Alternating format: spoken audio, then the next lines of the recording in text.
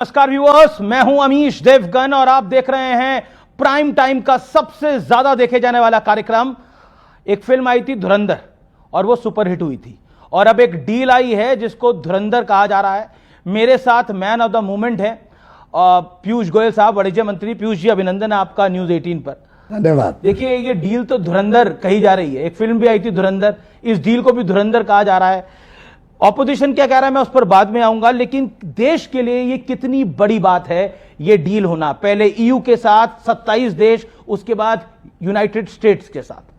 अमित जी, भारत की सोच माननीय प्रधानमंत्री नरेंद्र मोदी जी के नेतृत्व में एक बड़े छलांग लगाने की सोच, बड़े महत्वाकांक्षी लक्ष्य प्राप्त करने की सोच बन चुकी है।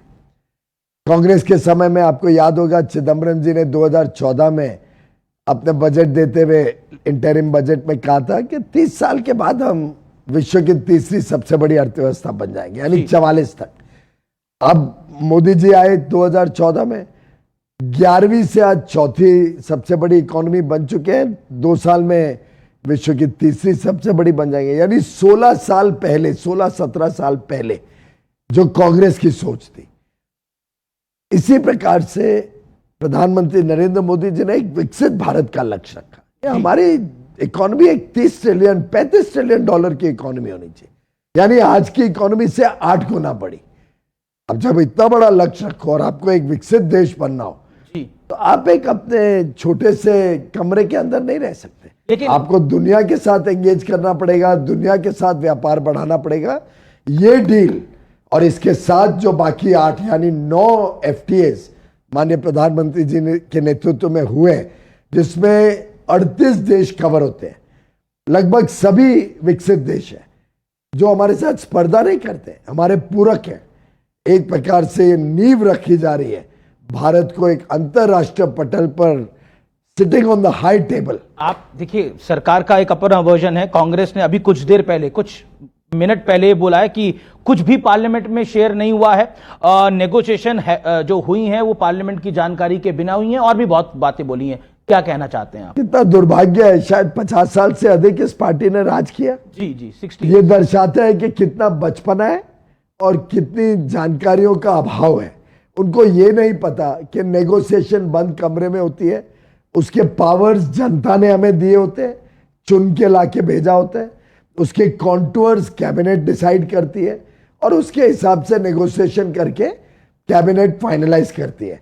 लेकिन बार-बार उनके हिसाब से अगर कोई चले और ऐसे पब्लिकली डिस्कस हो के डिबेट हो कि नेगोशिएशन स्ट्रैटेजी क्या होगी, तो कभी देश कोई एग्रीमेंट कर ही नहीं पाएगा।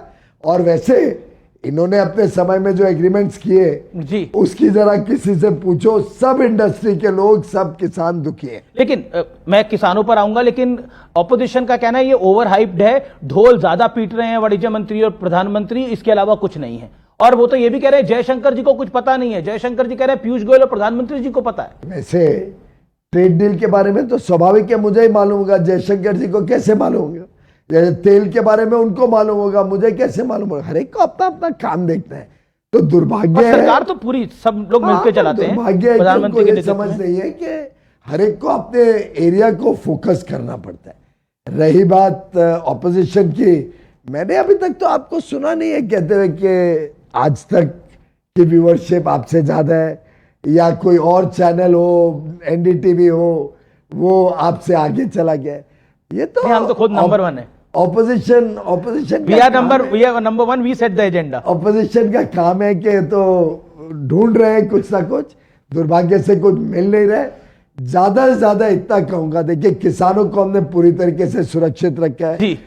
लाखों करोड़ों लोगों के लिए नए रोजगार के, व्यापार के, उद्योग के, उद्यमी बनने के, स्टार्टअप बनने के युवा युवतियों को, बहनों को, महिलाओं को मौका देने का काम किया है। जी, मुझे लगता है शायद कांग्रेस को थोड़ी मिर्ची लग रही है। अच्छा, मिर्ची लग रही है? क्यों मिर्ची लग रही है पर कांग्रेस को? वो नहीं देखना चाहते हैं देश आगे बढ़े, वो नहीं देखना चाहते हैं देश स्वावलंबी बने। जयराम, वो बड़े ईर्ष्या में है कि ईयू के 27 देशों के साथ वो तो 2006 से 13 तक माथा पीटते रहे, एग्रीमेंट कर नहीं पाए, अबॉर्ट कर दिया।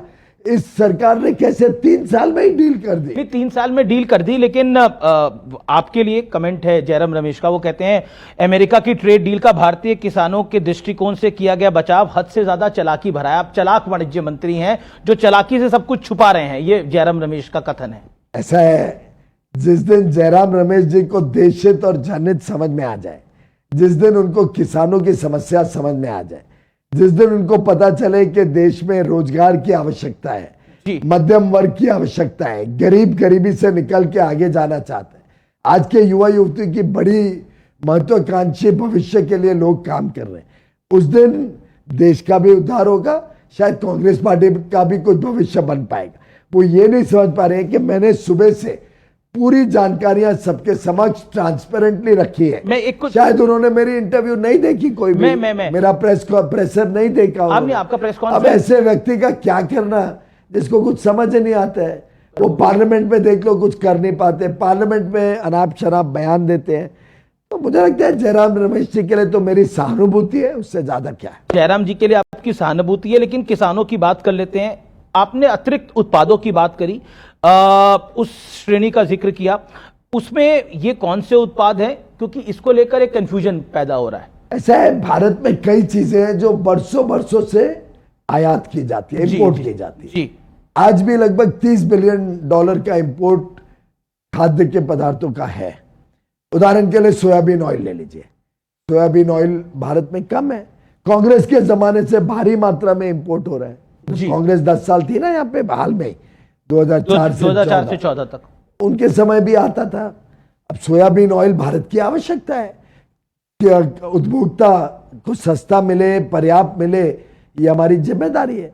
तो अगर सोयाबीन ऑयल में हमने एक कोटा दिया अमेरिका को, तो देश के हित में, उपभोक्ताओं के हित में। पर आप महाराष्ट्र सोयाबीन हमने नहीं खोला है जी। पर आप महाराष्ट्र से आते हैं, महाराष्ट्र, मध्य प्रदेश, राजस्थान, लाखों सोयाबीन के किसान हैं, और DDGS जो कि डिस्टिल्ड ड्राइड ग्रेन्स की बात हो रही है, और सोयाबीन ऑयल के आयात से पूरी तरह से, क्या आपको नहीं लगता इसका इंपैक्ट पड़ेगा? ऐसा है, DDGS में भी एक कोटा दिया गया है, और DDGS बड़ा हाई न्यूट्रिशन पोल्ट्री का एनिमल फीड है।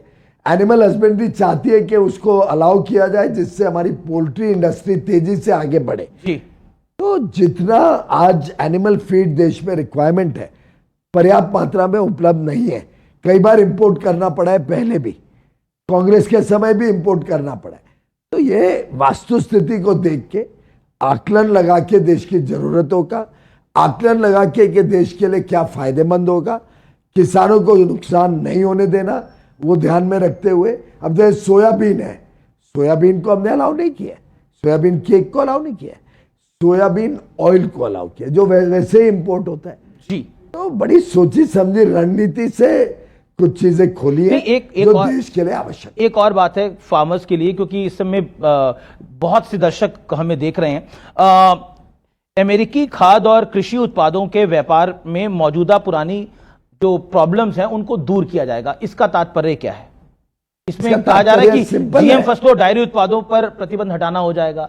ऑपोजिशन भी ये बात कह रही है। अब कितना दुर्भाग्य, अगर वो करना होता, ये कह रहे हैं, तो हम GM फूड्स को ही अलाउ कर देते। हमने तो कोई GM फूड को अलाउ नहीं किया। इसको फैक्ट चेक करना चाहेंगे आप? मैं फैक्ट चेक में ही बैठा हूं ना, मैंने तो नेगोशिएट किया है। कोई GM फूड को अलाउ नहीं किया।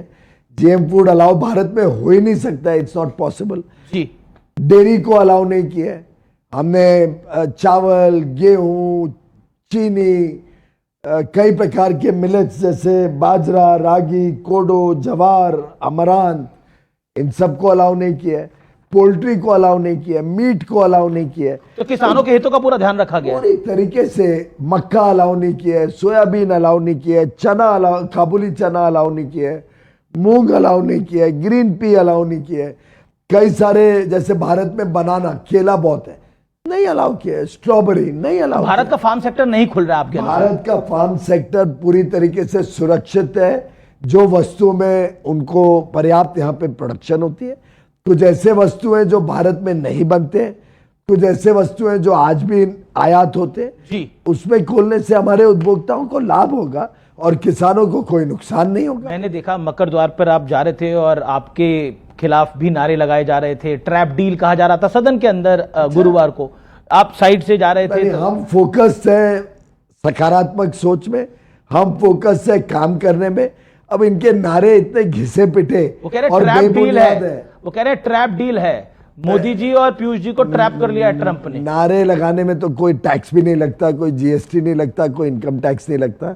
वो नारे लगा रहे हैं लेकिन उनको पता भी नहीं है कोई डील के बारे में। इतनी आज जानकारियां दी हैं, वो सुन के उन्होंने सबने माफी मांगनी चाहिए देश से, क्योंकि वो देश के साथ गद्दारी कर रहे हैं इस प्रकार के नारे लगा के, देश की छवि बिगाड़ने के अलावा और कुछ नहीं कर रहे। देखिए, हमने काफी अपने किसानों के बारे में बहुत बोला, लेकिन बार बार ये ऑपोजिशन एक बात पर हैमर कर रहा है कि ट्रंप फंसा रहे हैं, ट्रंप ने फंसा लिया, और वो एक शब्द यूज कर रहे हैं, ब्लैकमेल कर रहे हैं इस सरकार को, और जो चाह रहे हैं वो करा रहे हैं। जी, ये डील को 1 वर्ष लगा, फरवरी पिछले साल से चल रही है। अगर इस प्रकार की बातें होती तो 1 वर्ष लगने की क्या जरूरत थी। प्रधानमंत्री नरेंद्र मोदी जी और हमारी पूरी टीम ने, हमारे नेगोशिएटिंग टीम ने, पूरा मंत्रिमंडल के समूह ने, जिसने एक एक चीज पे गहराई से देखा, एक एक चीज को बहुत गंभीरता से अच्छी तरीके से नेगोशिएट किया, देश हित को प्राथमिकता दी, देश हित को सर्वोपरि रखा। कैसे हमारे किसानों का लाभ हो, कैसे युवा युवतियों को पर्याप्त अवसर मिले, कैसे लाखों करोड़ों बहनों को, हमारे हुनर वाले लोगों को काम मिले, कैसे रोजगार बढ़े, निवेश बढ़े, मॉडर्न टेक्नोलॉजी के वस्तु भारत में आ सके, कैसे आईसीटी प्रोडक्ट्स, डेटा सेंटर के equipment, artificial intelligence, quantum computing का इक्विपमेंट। तो मुझे लगता है कि ये कांग्रेस, डीएमके, तृणमूल कांग्रेस, समाजवादी पार्टी, इनको अराजकता से ही सोचने के अलावा कुछ दिखता नहीं है। उनको तो बड़ी चिढ़ आती है कि देश इतनी तेजी से कैसे प्रगति कर रहे हैं। वो शायद चिढ़ रहे हैं कि हम विश्व की सबसे तेज गति से आगे बढ़ने वाली अर्थव्यवस्था बन गए। वो शायद चिढ़ रहे हैं कि 25 करोड़ गरीब गरीबी की रेखा से बाहर निकल गए। उनसे पच नहीं रहा है मोदी जी की लोकप्रियता, उनसे पच नहीं रही है देश के जनता का उज्जवल भविष्य। क्या इस डील को, इस डील के फ्रेमवर्क को you will share in the house? क्या फ्लोर ऑफ द हाउस पे शेयर किया जाएगा? ये फ्रेमवर्क एग्रीमेंट है। हमने जो उनके साथ डिटेल्ड एग्रीमेंट तय किया है उसको लीगल डॉक्यूमेंट के रूप में तैयार किया जाएगा जी, और उसके बाद कैबिनेट द्वारा पास होने से उसके बाद ही ये पब्लिक डोमेन में डाला जाता है। जी, क्या आपको लगता है कि जी, मैंने आज इतनी पर्याप्त मात्रा में इसकी सूचनाएं और जानकारियां दी हैं कि किसी भी प्रकार का भ्रम, किसी भी प्रकार का गुमराह करने की कोशिश कोई ना करे। हर किसान सुरक्षित है, किसानों के हितों को सबसे ज्यादा प्राथमिकता दी गई है। लाखों करोड़ों लोगों का भविष्य उज्जवल बनेगा।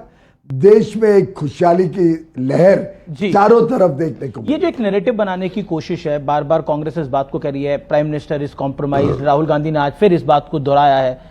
आप जरा सोशल मीडिया का एनालिसिस करिए, आपके खुद के ध्यान में आ जाएगा कि इनके ट्वीट से 8-10 हजार लोगों से ज्यादा कोई देखता भी नहीं है, जबकि एक एक हमारी जानकारी जो हम डिटेल्स प्रेसर में दे रहे हैं, जो हम इंटरव्यूज में दे रहे हैं, वो करोड़ों लोगों तक पहुंच रही है।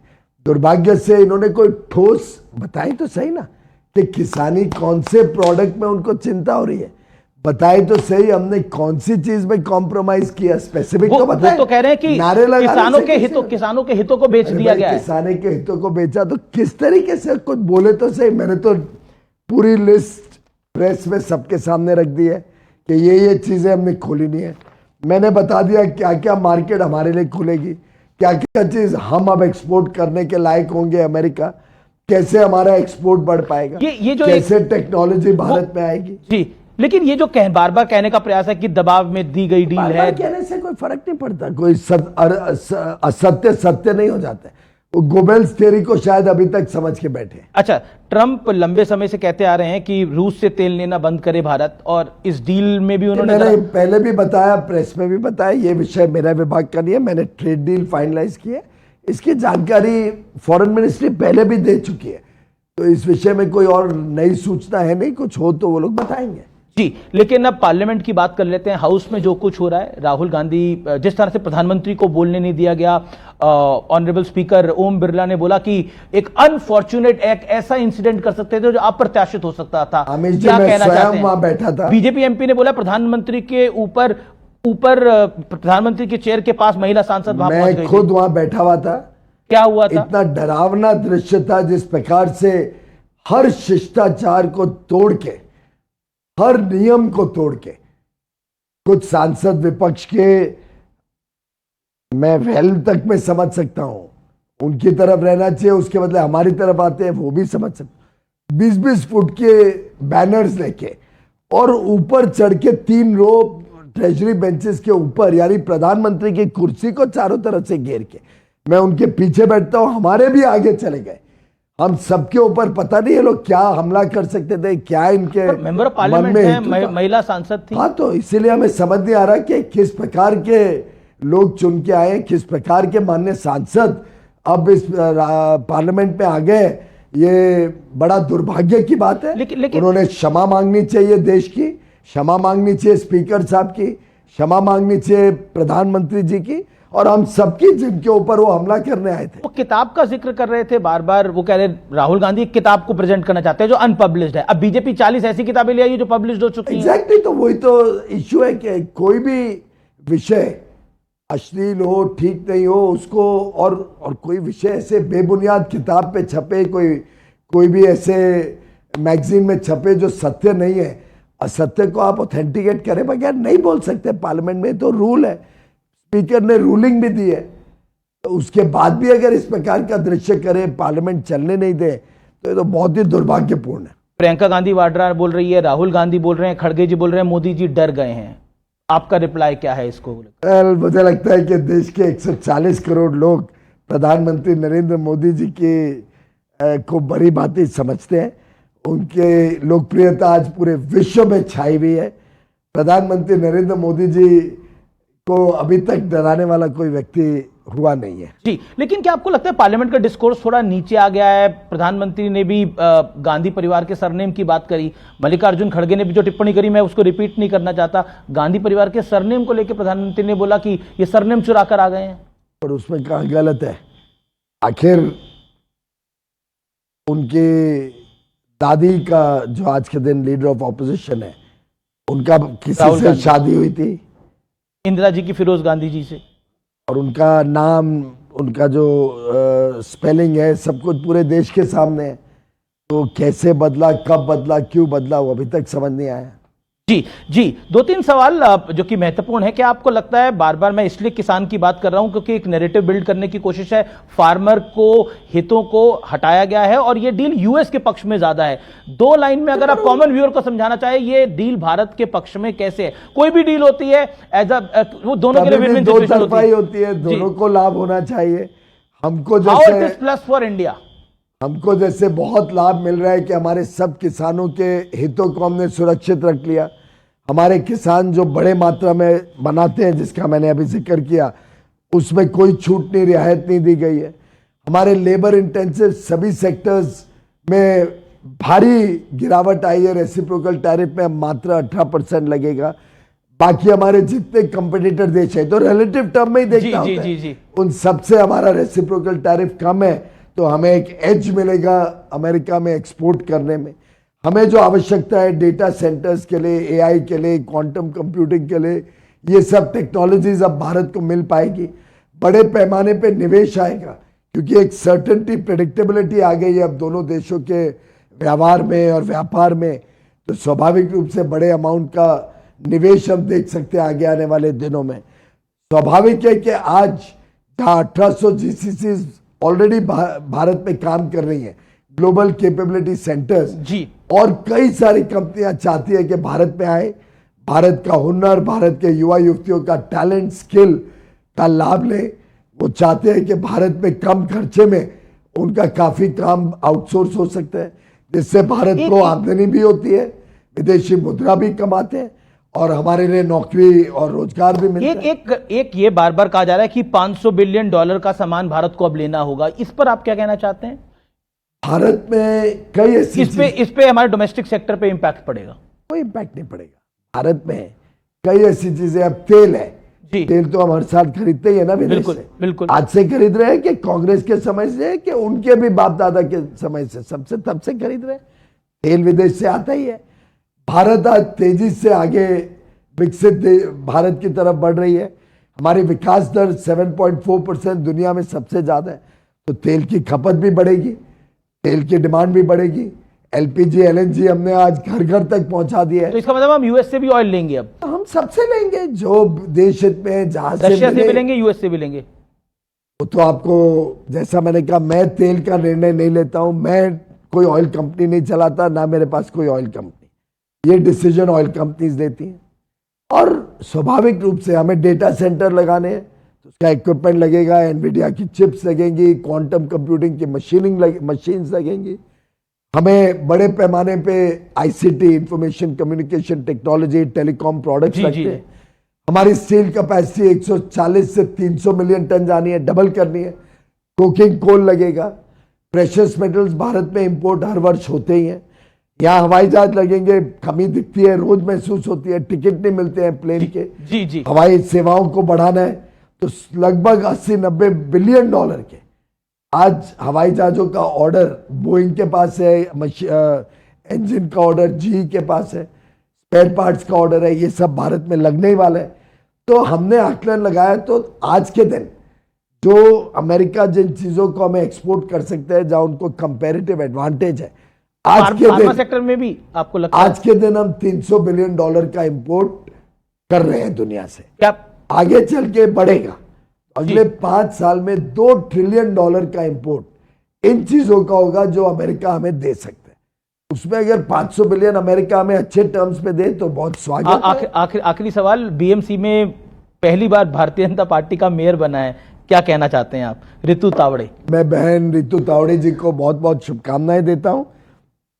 अब उद्धव ठाकरे जी का कुरकर्म का जो पीरियड था, 25-30 वर्ष, उन्होंने जो भ्रष्टाचार और जिस प्रकार से मुंबई म्युनिसिपल कॉरपोरेशन के साथ एक प्रकार से धोखा दिया है मुंबई की जनता को, वो खत्म होगा।